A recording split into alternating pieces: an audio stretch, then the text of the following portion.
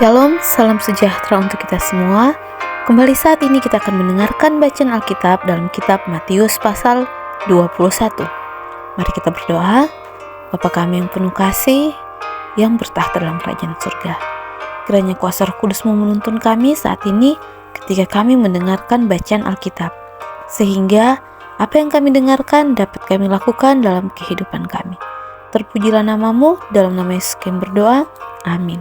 Matius pasal 21. Yesus dielu-elukan di Yerusalem.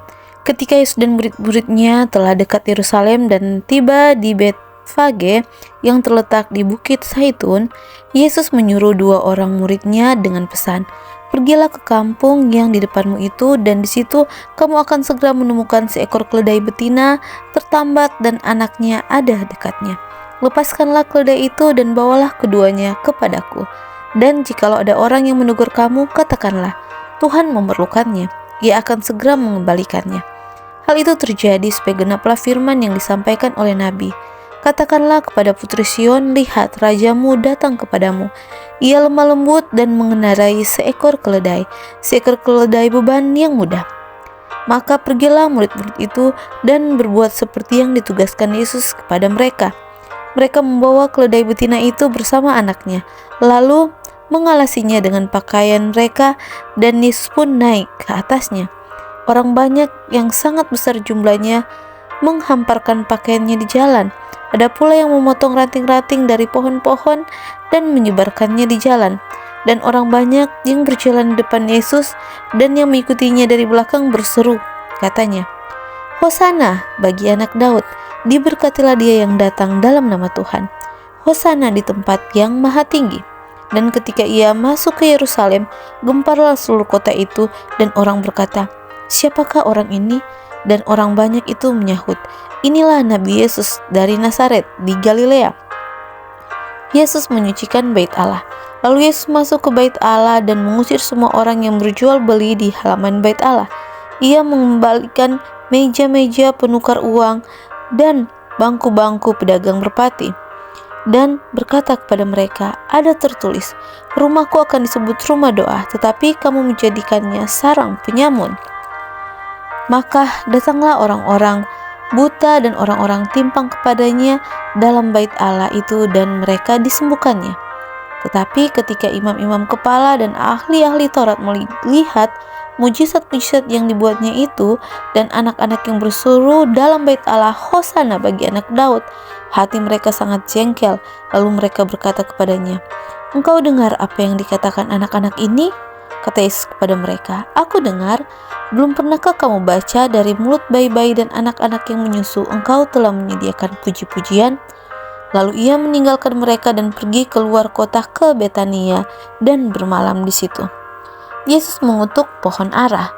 Pada pagi-pagi hari dalam perjalanannya kembali ke kota, Yesus merasa lapar. Dekat jalan ia melihat pohon ara lalu pergi ke situ, tetapi ia tidak mendapat apa-apa pada pohon itu selain daun-daun saja. Katanya kepada pohon itu, "Engkau tidak akan berbuah lagi selama-lamanya." Dan seketika itu juga keringlah pohon ara itu. Melihat kejadian itu, tercenganglah murid-muridnya lalu berkata, "Bagaimana mungkin pohon ara itu sekoyong-koyong menjadi kering?" Yesus menjawab mereka, "Aku berkata kepadamu, sesungguhnya jika kamu percaya dan tidak bimbang, kamu bukan saja akan dapat berbuat apa yang kuperbuat dengan pohon ara itu, tetapi juga jikalau kamu berkata kepada gunung ini, beranjaklah dan tercampaklah ke dalam laut, hal itu akan terjadi. Dan apa saja yang kamu minta dalam doa dengan penuh kepercayaan, kamu akan menerimanya." Pertanyaan mengenai kuasa Yesus. Lalu Yesus masuk ke bait Allah, dan ketika ia mengajar di situ, datanglah imam-imam kepala serta tua-tua bangsa Yahudi kepadanya dan bertanya, "Dengan kuasa manakah engkau melakukan hal-hal itu? Dan siapakah yang memberikan kuasa itu kepadamu?" Jawab Yesus kepada mereka, "Aku juga akan mengajukan satu pertanyaan kepadamu, dan jikalau kamu memberi jawabnya kepadaku, aku akan mengatakan juga kepadamu dengan kuasa manakah aku melakukan hal-hal itu. Dari manakah baptisan Yohanes? Dari surga atau dari manusia?" Mereka memperbincangkannya di antara mereka dan berkata, Jikalau kita katakan dari surga, ia akan berkata kepada kita, kalau begitu, mengapa kamu tidak percaya kepadanya? Tetapi jikalau kita katakan dari manusia, kita takut kepada orang banyak sebab semua orang menganggap Yohanes ini nabi. Lalu mereka menjawab, kami tidak tahu. Dan Yesus pun berkata kepada mereka, jika demikian, aku juga tidak mengatakan kepadamu dengan kuasa manakah aku melakukan hal-hal itu. Perumpamaan tentang 2 orang anak. Tetapi apakah pendapatmu tentang ini? Seorang mempunyai 2 anak laki-laki. Ia pergi kepada anak yang sulung dan berkata, anakku, pergi dan bekerjalah hari ini dalam kebun anggur. Jawab anak itu, baik Bapa, tetapi ia tidak pergi. Lalu orang itu pergi kepada anak yang kedua dan berkata demikian juga. Dan anak itu menjawab, aku tidak mau, tetapi kemudian ia menyesal lalu pergi juga. Siapakah di antara kedua orang ini yang melakukan kehendak ayahnya? Jawab mereka yang terakhir. Kata Yesus kepada mereka, aku berkata kepadamu, sesungguhnya pemungut-pemungut cukai dan perempuan-perempuan sundal akan mendahului kamu masuk ke dalam kerajaan Allah. Sebab Yohanes datang untuk menunjukkan jalan kebenaran kepadamu, dan kamu tidak percaya kepadanya. Tetapi pemungut-pemungut cukai dan perempuan-perempuan sundal percaya kepadanya. Dan meskipun kamu melihatnya, tetapi kemudian kamu tidak menyesal dan kamu tidak juga percaya kepadanya. Perumpamaan tentang penggarap-penggarap kebun anggur. Dengarkanlah suatu perumpamaan lain. Adalah seorang tuan tanah membuka kebun anggur dan menanam pagar sekelilingnya. Ia menggali lubang tempat memeras anggur dan mendirikan menara jaga di dalam kebun itu. Kemudian ia menyewakan kebun itu kepada penggarap-penggarap lalu berangkat ke negeri lain.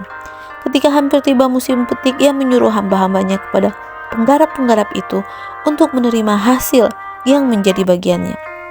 Tetapi penggarap-penggarap itu menangkap hamba-hambanya itu. Mereka memukul yang seorang, membunuh yang lain, dan melempari yang lain pula dengan batu. Kemudian Tuhan itu menyuruh pula hamba-hamba yang lain, lebih banyak daripada yang semula. Tetapi mereka pun diperlakukan sama seperti kawan-kawan mereka. Akhirnya ia menyuruh anaknya kepada mereka, katanya, anakku akan mereka segani. Tetapi ketika penggarap-penggarap itu melihat anaknya itu, mereka berkata seorang kepada yang lain, ini adalah ahli waris, mari kita bunuh dia, supaya warisannya menjadi milik kita. Mereka menangkapnya dan melemparkannya ke kebun anggur itu, lalu membunuhnya. Maka apabila tuan kebun anggur itu datang, apakah yang akan dilakukannya dengan penggarap-penggarap itu?